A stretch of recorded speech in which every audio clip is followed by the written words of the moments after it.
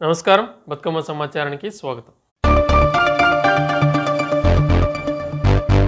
బి&సి మానవ హక్కుల సంఘం మరియు అవినీతి నిరోధక సంఘం ఆధ్వర్యంలో పెద్దపల్లి జిల్లా గోదావరి కనిలో పెద్దపల్లి జిల్లా కన్వీనర్ షేక్ జమీల్ హుస్సేన్ ఆధ్వర్యంలో మెంబర్లకు గుర్తింపు ఐడి కార్డ్స్ అందజేశారు. అనంతరం కన్వీనర్ షేక్ జమీల్ హుస్సేన్ మాట్లాడుతూ పెద్దపల్లి జిల్లా వ్యాప్తంగా ప్రతి మండలాలలో మెంబర్షిప్ తీసుకోవడం జరుగుతుందని, త్వరలో జిల్లా వ్యాప్తంగా మండలాల పరిధిగా కమిటీలు వేసి వారికి బాధ్యతలను అప్పగించడం జరుగుతుందని, అలాగే జిల్లా వ్యాప్తంగా మహిళా విభాగానికి సంబంధించి కూడా మెంబర్స్లు తీసుకుని మహిళలకు బాధ్యతలను అప్పగించడం జరుగుతుందని అన్నారు. బి&జి, హెచ్ఆర్సి, ఏసీఏ మరియు ఆర్టీఐ 3 విభాగాలకు సంబంధించి మానవ హక్కుల సంఘం మరియు అవినీతి నిరోధక సంఘం మరియు సమాచార హక్కు చట్టం ఈ 3 విభాగాలలో ఇక్కడ పెద్దపల్లి జిల్లాకు సంబంధించి మెంబర్స్లను తీసుకోవడం జరుగుతుంది. మునుముందు ఈ మెంబర్స్లలో చురుకుగా ఉన్న వారికి మండల వేజ్గా, జిల్లాల వేజ్గా కమిటీలు వేసి వారికి కొన్ని బాధ్యతలు అప్పగించి వారితో ప్రతి మండలంలో జిల్లా వ్యాప్తంగా ప్రజల్లో అవగాహన కార్యక్రమాలు నిర్వహిస్తూ ఈ పెద్దపల్లి జిల్లా సంబంధించిన ప్రతి వారిని అవగాహన పరుస్తూ ఇక్కడ మానవ హక్కులకు ఉల్లంఘన కలగకుండా మరియు సమాచార హక్కు చట్టంపై అవగాహన కలిగిస్తూ మరియు ఎవరైతే అవినీతికి పాల్పడుతున్నారో వారిని మా సంస్థ ద్వారా వారి అవినీతిని అరికడుతూ మా సంస్థ నుండి ప్రజలకు మేము ఉన్నామని భరోసా ఇస్తూ వారికి ఏ సమస్య వచ్చినా కూడా మేము ఉన్నామని తెలియజేస్తూ ప్రతి మండలాల్లో మేము వారికి అవగాహన కల్పిస్తూ ముందుకెళ్తామని ఈ సందర్భంగా తెలియజేస్తూ పెద్దపల్లి జిల్లా కన్వీనర్గా నేను షేక్ జమీల్ హుస్సేన్ ఎన్నుకోవడం జరిగింది. నాకు ఈ బాధ్యత అప్పగించిన అధ్యక్షులకు మరియు రాష్ట్ర అధ్యక్షులకు మరియు జిల్లా అధ్యక్షులకు అందరికీ పేరు పేరున ధన్యవాదాలు తెలియజేస్తూ ముందు ఇంకా మెంబర్షిప్లు తీసుకొని కమిటీలు వేయడం జరుగుతుందని ఈ సందర్భంగా తెలియజేస్తాను.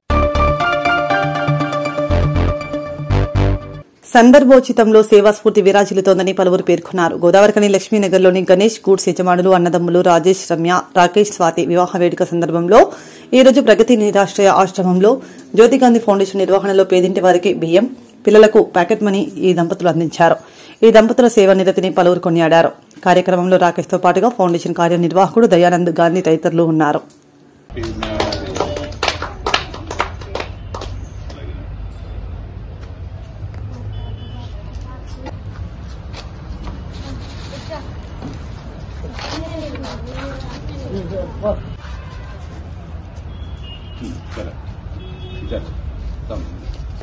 ఫోటో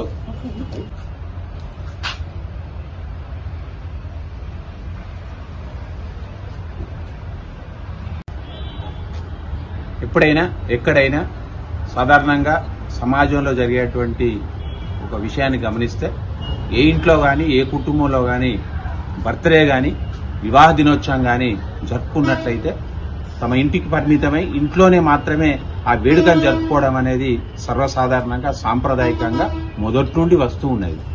అంటే ఆ రోజు భగవంతుని పూజించడం, ఇంట్లో మన పిల్లల మధ్య, కుటుంబ సభ్యుల మధ్య స్వీట్ల పంపిణీ, విందు వినోదాలు చేసుకోవడం అనేది సర్వసాధారణం.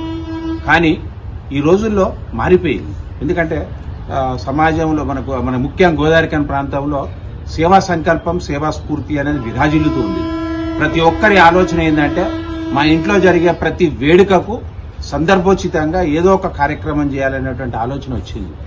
మరి ఎవరైతే నిస్సాయిలు ఉంటారో వాళ్ళ కళ్ళల్లో ఆనందం చూడడం, ఆ కళ్ళల్లో ఉండేటువంటి ఆనందం వాళ్ళు మనసులో ఇచ్చేటువంటి ఆశీస్సులు మాకు మంచిగా జరగాలనేటువంటి ఆలోచన జరుగుతున్నది. ఈ సర్వసాధారణంగా అవుతూ ఉన్నది. మరి ప్రాంతంలో గోదావరికన్లో అందరికీ సుపరిచితులు, అందరితో ఆప్యాయంగా ఒక వ్యాపారస్తులా కాకుండా ఆప్యాయంగా స్నేహపూర్వకంగా మెదిలేటువంటి ఇద్దరు అన్నదమ్ములు ఈ గోదావరికన్లో ఒక మంచి వ్యాపారాన్ని నిర్వహిస్తున్నారు. నమ్మకానికి ఒకలాంటి ఒక నిదర్శనంగా ఆ షాపు నడిపిస్తున్నారు. ఇక్కడ గణేష్ గూడ్స్, లక్ష్మీనగర్లో గణేష్ గూడ్స్ సెల్ షాప్ అంటే అందరికీ తెలుసు. మరి ఈ షాపులో దొరకని వస్తువు ఉండాలి. ఎందుకంటే ప్రతి మనిషి దైనందిక జీవితంలో సెల్ ఫోన్ అనేది చాలా ముఖ్యం ఈ రోజులలో. మరి సెల్ ఫోన్ కు అవసరమైనటువంటి ఏమున్నా అక్కడ కొనేటువంటి అవకాశం ఉంటుంది, నమ్మకం కూడా ఉంటుంది. ఎక్కడ కొనాలి అంటే గణేష్ గుడిసెలో కొనాలి అనేటువంటి ఒక నానుడి గోదావరికంలో ఏర్పడ్డది. మరి ఎందుకు కారణం ఏంటంటే అందులో ఉండే ఇద్దరు అన్నదమ్ములు రాజేష్, రాకేష్. వీళ్ళిద్దరూ అందరితో అంటే వచ్చేటువంటి గిరాకీతో వ్యాపార దృక్పథంతో కాకుండా స్నేహపూర్వకంగా ఒక మన్నికగా ఉండేటువంటి వ్యక్తులు కాబట్టి అట్లాంటిది. మరి ఇట్లాంటి వాళ్ళకు ఒక మంచి ఆలోచన వచ్చింది. ఒకే రోజు సంవత్సరాలు వేరైనా ఒకే రోజు వాళ్ళ వివాహ దినోత్సవ వేడుకలు, పెళ్లి రోజులు. పెద్దతను రాజేష్, చిన్నతను రాకేష్.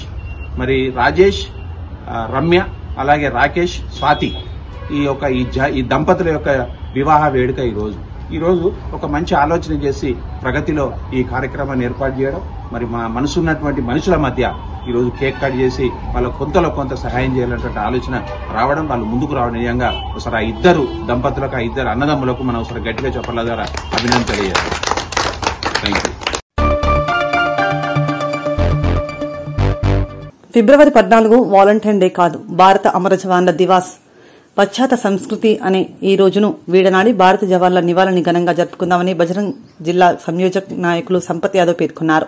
గోదావరికని ప్రధాన చౌరస్తాలో విశ్వ హిందూ పరిషత్ బజరంగ్ దళ్ ఆధ్వర్యంలో 2019 ఫిబ్రవరి 14న ఉగ్రవాద బాంబు దాడి జరిగి 42 మంది వీర జవాన్లు మరణించిన జవాన్లకి ఘనంగా నివాళి అర్పించారు.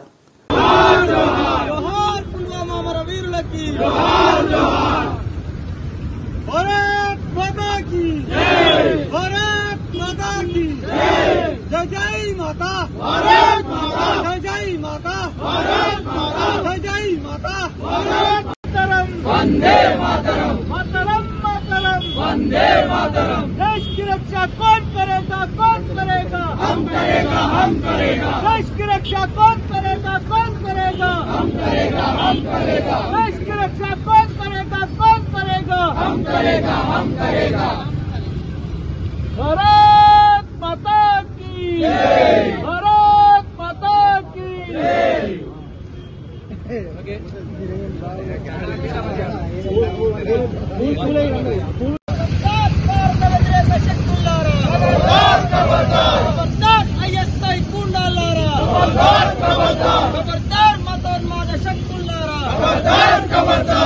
దేశంలో ఉంటూ ఈ దేశంలో పరదేశం పాట పాడే పాకిస్తాన్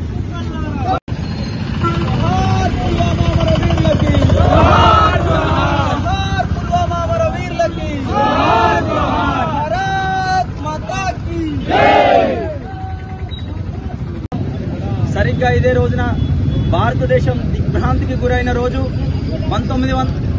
2019లో ఏదైతే జమ్మూ కాశ్మీర్లో బస్సులో వెళ్తున్న పుల్వామా ప్రాంతంలో బస్సులో వెళ్తున్న సైనికులపై ఉగ్రవాద దాడి జరిగినది. ఆ ఉగ్రవాద బాంబు పేలుడు దాడిలో 42 మంది భారత సైనికులని ఈ దేశం కోల్పోవడం జరిగింది. ఆ యొక్క సంఘటనను 2019 నుండి ఈ రోజు వరకు కూడా భారతదేశ వ్యాప్తంగా వారికి నివాళి ఘటిస్తా ఉన్నాం. విశ్వ హిందూ పరిషత్ బజరంగ్ దళ్ దేశవ్యాప్తమైన కార్యక్రమంలో ఈ రోజున గోదావరికని నగరంలో పుల్వామాలో అమరులైన అమర జవాన్లందరికీ కూడా నివాళి ఘటించడం జరుగుతూ ఉన్నది. ఈ కార్యక్రమం ద్వారా మేము ఈ దేశంలో ఉన్న ప్రతి ఒక్కరికి విషయం తెలియజేస్తా ఉన్నాం. ఈ దేశంలో భారత సైనికుల వెంట భారతదేశాన్ని వ్యతిరేకించే ఎవరికైనా మేము ఈ కార్యక్రమం ద్వారా సవాల్ విసురుతా ఉన్నాం. భారత సైనికుల వెంట, భారతదేశం యొక్క ప్రజల వెంట ఈ దేశంలో విశ్వ హిందూ పరిషత్ బజరంగ్ దళ్ అనే సంస్థ ఉంటుంది. సైనికుల తర్వాత ఈ దేశాన్ని రక్షించుకోవడానికి, ఈ ధర్మాన్ని రక్షించుకోవడానికి ఈ దేశంలో బజరంగ్ దళ్ కార్యకర్తలు, విశ్వ హిందూ పరిషత్ కార్యక్రమాలు సైనికుల వల్లే పనిచేస్తారని ఈ కార్యక్రమం ద్వారా తెలియజేస్తా ఉన్నాం. మా యొక్క సైనికులను పొట్టన పెట్టుకుని ఈ దేశం యొక్క ఆత్మస్థైర్యాన్ని దెబ్బతీయాలని, ఈ దేశంలో ఈ దేశానికి ఎవరు రక్షణగా ఉండలేరనే మెసేజ్ ఇవ్వాలని ఉగ్రవాద చర్యలు, భారత వ్యతిరేక చర్యలు ఏవైతే చేస్తా ఉన్నారో వారందరినీ హెచ్చరిస్తా ఉన్నాం. ప్రతి సైనికుడు వెంట, ప్రతి బజరంగ్ దళ్ కార్యకర్త వారి వెంట వారి వెన్నంటే ఉంటారని తెలియజేస్తున్నాం. అలాగే ఈ రోజున ప్రపంచవ్యాప్తంగా ఫిబ్రవరి 14 అంటే అమర జవాన్ల దివస్ గా జరుపుకోవాలని విశ్వ హిందూ పరిషత్ పిలుపునివ్వడం జరిగింది. ఫిబ్రవరి 14 అంటే పాశ్చాత్య సంస్కృతిని ఈ దేశం మీద రుద్దే వ్యాలంటైన్ డే కాదు, కేవలం భారత అమర జవాన్ల యొక్క దివస్ జరుపుకోవాలని ఈ రోజున విశ్వ హిందూ పరిషత్ దేశవ్యాప్తంగా పిలుపునిచ్చింది. భారతదేశం యొక్క సంస్కృతి సాంప్రదాయాలను కాపాడమే మా లక్ష్యంగా పనిచేస్తుంటాం. భారత జవాన్ల వెంట మా సైన్యంలో మేమంతా కదిలి ఉంటామని ఈ ప్రోగ్రాం ద్వారా తెలియజేస్తూ భారత్ మాతాకి. పెద్దపల్లి జిల్లా Godavarikhani Raj news TV reporter Akunari Ramesh తల్లిదండ్రులు లక్ష్మీ దుర్గయ్యలు ఒకే వారంలో ఇటీవల అనారోగ్యంతో మృతి చెందగా వీహెచ్ఆర్ ఫౌండేషన్ వ్యవస్థాపక అధ్యక్షులు వ్యాల హరీష్ రెడ్డి వారి ఫౌండేషన్ ద్వారా 10,000 రూపాయల ఆర్థిక సాయాన్ని మానకొండూరు మండలం కొండపలకల గ్రామానికి వెళ్లి ఆకునూరి కుటుంబ సభ్యులకు అందజేశారు. కార్యక్రమంలో ఫౌండేషన్ ప్రతినిధి రాముతో పాటు గోదావరికని ఎలక్ట్రానిక్ మీడియా అధ్యక్షులు బైరం సతీష్, మామిడి సత్యనారాయణ, శ్రీనివాస్ కుమార్, కృష్ణ, తిరుపతి రెడ్డి, మధుకర్, శ్రీమాన్ హకీం తదితరులు పాల్గొన్నారు.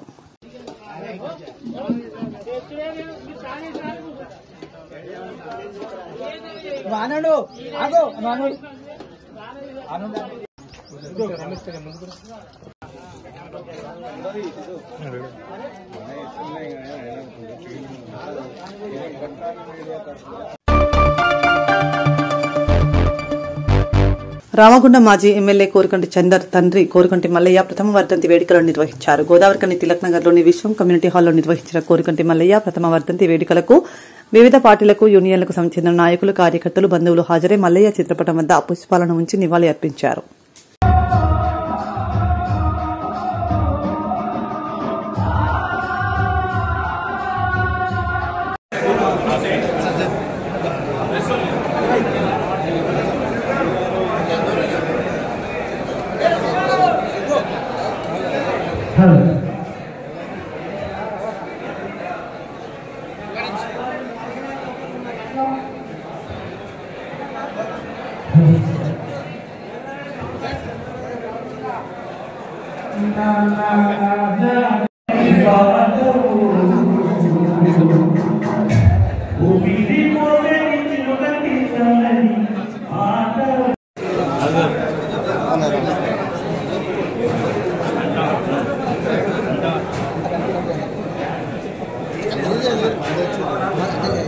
రాత్రి అనుకోలేదు మన చెప్తారని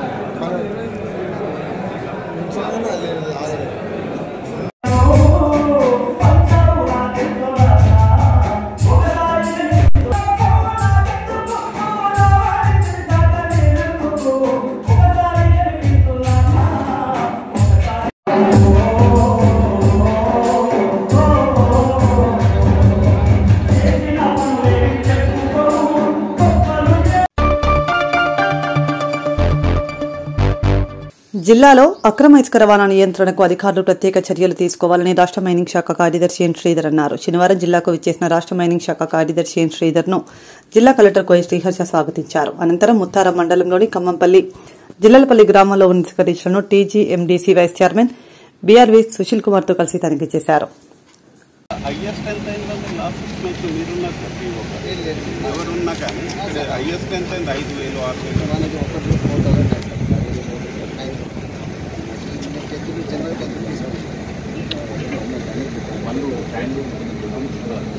మార్కెట్లో లేకపోతే ఇక్కడ ఎన్ని పంపిస్తారు డైలీ 150, 200 వెళ్తాయి.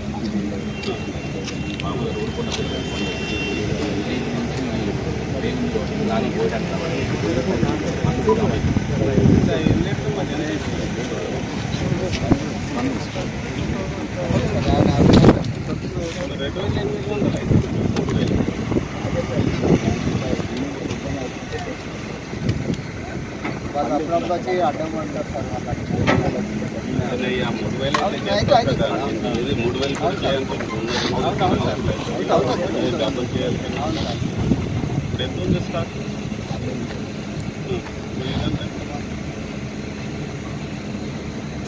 డైలీ 3,000 చేయాలి. జోగులాంబ గద్వాల జిల్లా కేంద్రంలోని ప్రభుత్వ ఆసుపత్రిలో గత 10 ఏళ్లుగా అవుట్సోర్సింగ్ కింద స్టాఫ్ నర్సులుగా పనిచేస్తున్న మమ్మలను కాదని కొత్త వారిని ఎలా నియమిస్తారని స్టాఫ్ నర్సులు ఆరోపించారు. శనివారం జిల్లా కేంద్రంలోని జిల్లా వైద్య ఆరోగ్య శాఖ అధికారి సిద్దప్పను కలిశారు.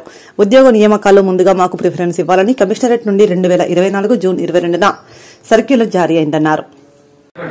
అదే ఎన్నిషన్ కింద ఇప్పుడు ఆర్డర్ కార్డు ఇచ్చినారు సార్, అది ఏ ప్రాతిపదికన చేసినారు ఏంది? మెరిట్ బేసిస్ మీద రూల్ ఆఫ్ రిజర్వేషన్ మీద ఇచ్చినాం సార్. మెరిట్ బేస్లో వీళ్ళు కూడా ఉన్నారు కదా సార్, ఎలాంటి ఇన్ఫర్మేషన్ లేకుండా మెరిట్ బేస్ అనేది ఇంటర్వ్యూ లేదు, మనం ఇప్పుడు నోటిఫికేషన్ ఏమి ఇచ్చినాం చూడండి, ఆ పేపర్ స్టేట్మెంట్ లేదు, మెరిట్ బేస్ సంబంధించి ఇస్తామని కానీ మెరిట్ బేస్ మీద ఇచ్చినామని కానీ ఎలాంటి ఇన్ఫర్మేషన్ లేదు. మీరందరూ మేము నైట్ టైంలో 7 o'clock 8 o'clock ఈవినింగ్ టైంలో ఇస్తున్నారు ఆర్డర్ కాపీలు. నిన్న నైట్ 7 o'clock వరకు కూడా మేము ఇక్కడే ఉన్నాం సార్. అది ఆ టైంలో ఇవ్వాల్సిన అవసరం ఉంది. మెరిట్ బేస్ ఇచ్చినా ఓకే.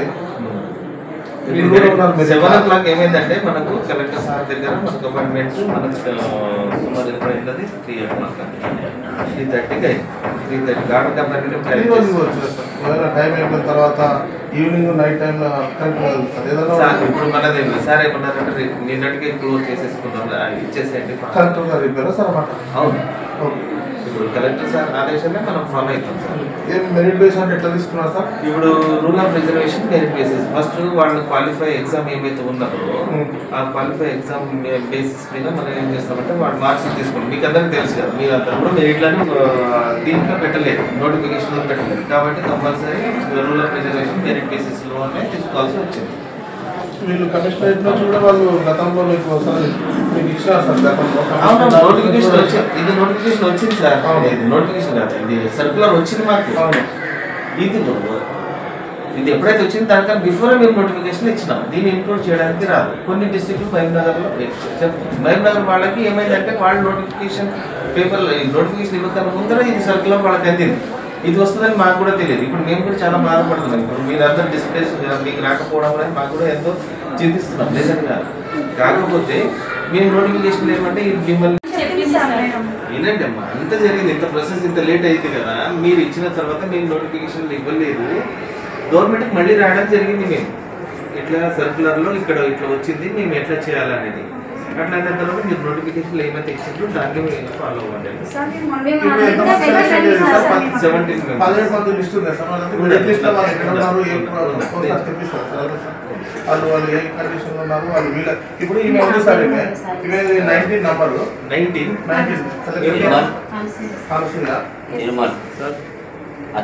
సార్ ఏమన్నారంటే మీరు డిఎంహెచ్ఓ గారి దగ్గరనే మాట్లాడుకొని మీరు ఇప్పించుకోవడం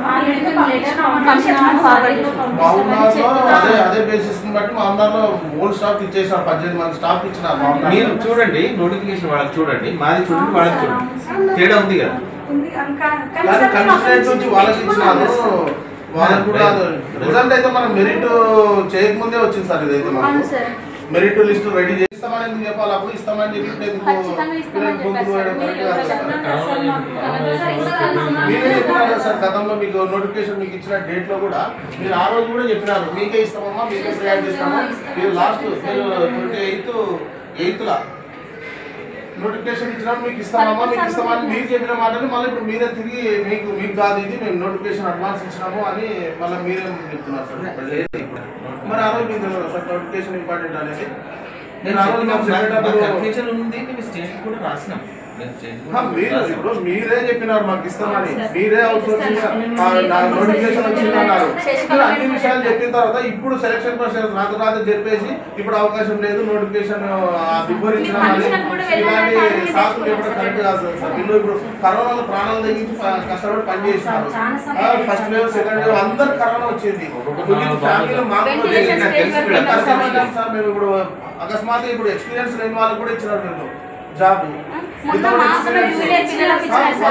ఎక్స్పీరియన్స్ మెడికల్ ఫీల్డ్ లో వితౌట్ ఎక్స్పీరియన్స్ ఎవరికైనా వస్తుందా సార్? వితౌట్ ఎక్స్పీరియన్స్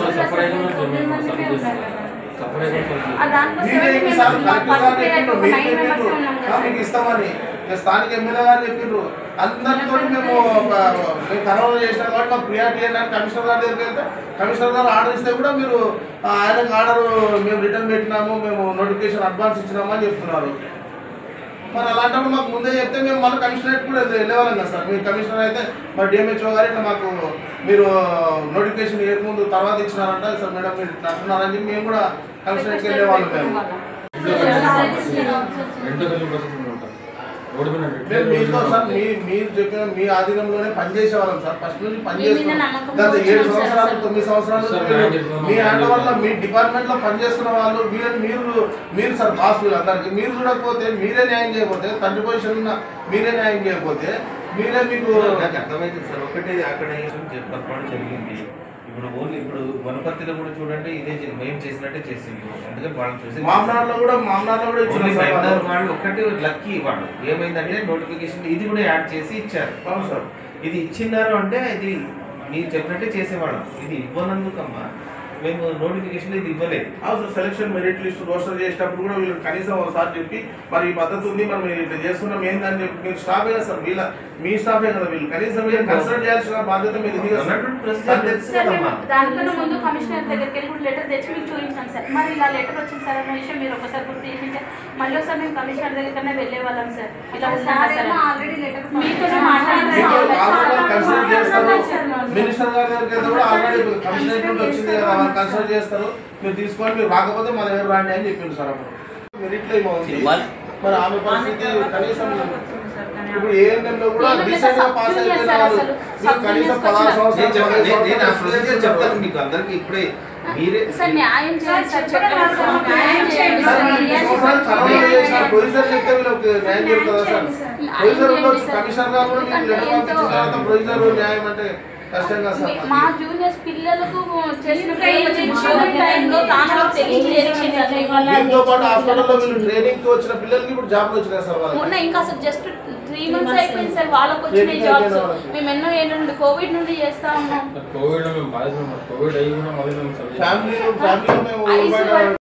సిచ్యువేషన్ అందరికీ తెలుసు. మీకు అన్యాయం ఏంటంటే నేను ఫస్ట్ బాధపడే దాంట్లో నేనే ఉన్నాను. మీరు న్యాయం చేస్తామని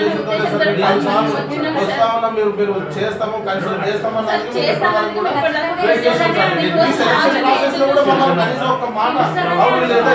వీళ్ళైతే మన స్టాఫ్ ఉన్నారు కదా, వీళ్ళది ఏంటి వీళ్ళ పరిస్థితి ఏంటని మీరు కన్సల్ట్ వచ్చిన ప్రతిసారి కూడా ఏమన్నాను ఆ రోజు మేము గవర్నమెంట్ రాసాము.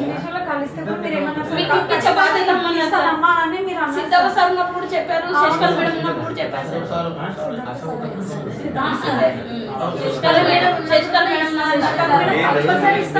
ఏమంటే గవర్నమెంట్ రాసిన తర్వాత మీ గురించి మంచి పాజిటివ్ వస్తుంది అనుకోలేదు. లేదంటే నోటిఫికేషన్ ఏమైతే పెట్టారో అదే ఫాలో అవ్వడానికి వచ్చింది. అది మా ప్రాబ్లం. సరే సార్, మేమైతే మినిస్టర్ గారి దగ్గర కూడా వెళ్తాము, మినిస్టర్ గారి దగ్గర కూడా తీసుకొని వస్తాం. మీ ఇష్టం. మరి మీరు న్యాయం చేస్తారని మా తండ్రి స్థానంలో మీరు ఉన్నారనే కారణంగా మిమ్మల్ని అడుగుతున్నాము. మీరు న్యాయం చేస్తామంటే ఓకే, లేదు గవర్నమెంట్ సర్క్యులర్ ప్రకారం మీరు వెళ్ళండి అంటే మేము అట్లే చేస్తాం. ఏంటంటే మీరు న్యాయం చేస్తారన్న కోణంలో మా స్టాఫే కదా, సారే కదా, మాకు మీరే ఉన్నారు తండ్రి స్థానంలో, న్యాయం చేస్తారంటే ఏం చేస్తాం సార్? బాధపడితే మాకు కడుపు నిండుతాయి సార్. మీరు బాధపడితే మాత్రం మాకు కడుపు నిండుతాయి. మేము కరోనాలో మేము ఇన్నేళ్ళు కరోనాలో కష్టపడి పనిచేసిన వాళ్ళకి కూడా ప్రియారిటీ లేకపోతే మిషన్ చేయాలి అవసరమైతే కలెక్టర్ గారికి కూడా ఒకవేళ సర్క్యులర్ కూడా వచ్చింది కదా సార్, మరి ఏదైనా ప్రియారిటీ ఇద్దామని మీరు మాకు సపోర్ట్ ఉండాల్సిన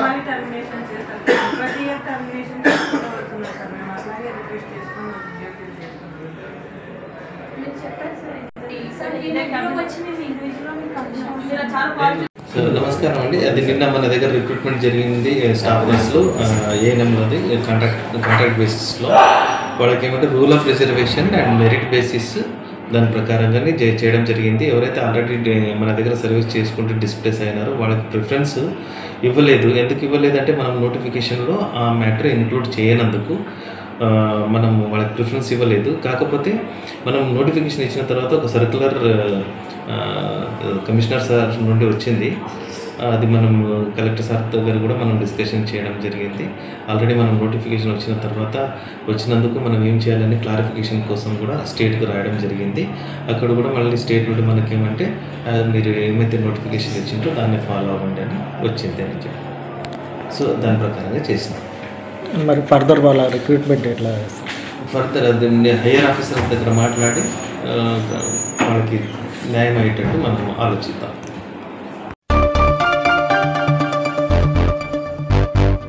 జోగులాంబ గద్వాల జిల్లా గద్వాల నియోజకవర్గంలోని ఆదిశీల క్షేత్రం మల్దకల్ స్వయంభూ లక్ష్మీ వెంకటేశ్వర స్వామి దేవాలయ సమీపంలో గల దేవరగట్టు మార్గంలో శేషదాస వరద శ్రీ ఆంజనేయ స్వామి దేవాలయంలో శనివారం గద్వాలకు చెందిన న్యాయవాది భీమసేనరావు ఆధ్వర్యంలో పవమాన హోమం నిర్వహించారు. వేద పండితులు ప్రమోద్ ప్రసన్న, రమేష్, శంగదాస్ ఆధ్వర్యంలో వేద మంత్రోచ్చరణల మధ్య హోమాలను నిర్వహించి పూర్ణాహుతి సమర్పించారు.